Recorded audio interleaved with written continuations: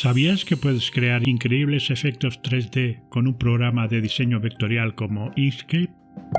Descubre el secreto de las ilusiones ópticas y la perspectiva, y cómo puedes utilizarla para crear logotipos, infografías y mucho más. Te sorprenderá lo fácil que es conseguir resultados profesionales. Quédate a verlo porque vas a comprobar que no te miento.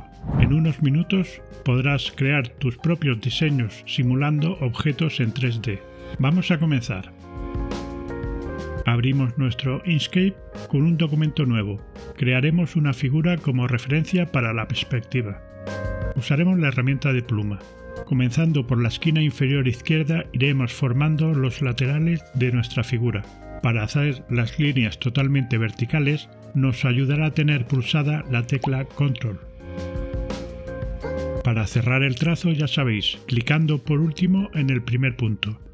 Le marcaré un contorno y dejaré sin relleno. Ya tenemos la figura simulando perspectiva. Ahora crearé un texto que, aunque podría dejarlo así, le cambiaré el contorno y el relleno. Ya sabéis que para hacerle deformaciones a un texto debemos transformarlo en trayecto.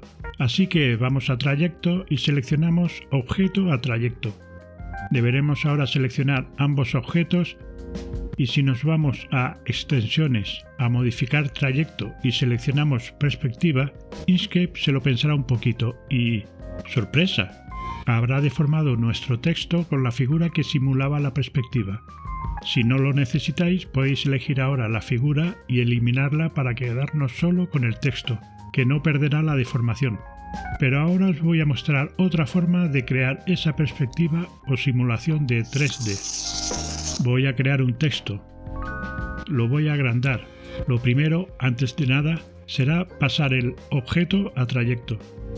Después nos vamos a este icono de efectos de trayecto, que si no nos apareciese, podéis ir a trayecto, a efectos de trayecto y se os abrirá aquí la pestaña.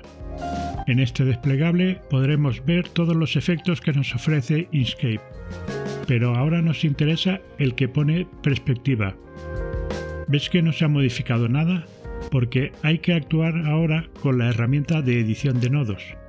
Si nos acercamos veréis que además de los nodos de los propios caracteres, han aparecido en cada esquina del texto unos nodos blancos. Son con ellos con los que podemos ahora trabajar para deformar nuestro texto dándole la perspectiva que queremos. Quizá para hacer la perspectiva más real podríamos ayudarnos de la herramienta de caja 3D que nos ofrece Inkscape. Nos permite ajustar los puntos de fuga así como la longitud o la altura de cada pared. Si posicionamos nuestro objeto de texto por encima y escogiendo de nuevo la herramienta de edición de nodos, podemos ajustar la posición de las esquinas a las de una pared del cubo 3D, con lo cual obtenemos la perspectiva real para el texto. Ese cubo, por lo tanto, nos serviría de guía. Todos los objetos en Inkscape son susceptibles de aplicársele perspectiva, con excepción de los gráficos importados. Importo este gráfico PNG. Lo pasaré como objeto a trayecto, pero como podéis ver el desplegable está inactivo, por lo que no puedo escoger ningún efecto, ni siquiera seleccionando la herramienta de edición de nodos. Ahora bien, voy a importar esa misma imagen en SVG, archivo nativo de Inkscape, aunque también podría haber hecho un duplicado y vectorizar la imagen. Esta es una imagen de vectores, pero atención, todo lo que está incluido en la imagen para aplicar perspectiva debe estar agrupado, con lo que se le aplica la misma cantidad de efecto. Ahora sí que me deja abrir el desplegable y selecciono perspectiva. Me voy a coger la herramienta de edición de nodos y mira cómo le han aparecido a la imagen los nodos en las 4 esquinas.